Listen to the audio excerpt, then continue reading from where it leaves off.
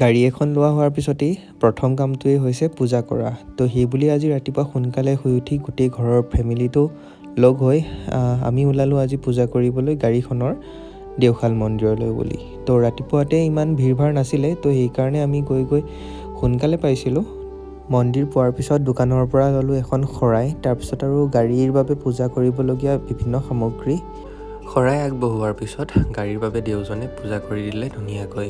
তাৰপিছত আৰু সোনকালে ঘৰলৈও উভতিব লাগিব, কাৰণ সমৰদা আৰু মই যাব লাগিব আজি নগাঁৱলৈ এইকাৰণেই যাব লাগিব, গাড়ীৰ মানে ছিট কভাৰ, ফুটমেট, বিভিন্ন ধৰণৰ এক্সেচৰিজ লগাব লাগিব। তো ঘৰততো একো খাই অহা নাছিলোঁ, তো ওচৰতে থকা হোটেলখনত খালোঁ ভাত খাই অহাৰ পিছত দেখিলোঁ কামবিলাক সকলো ফিনিচিং।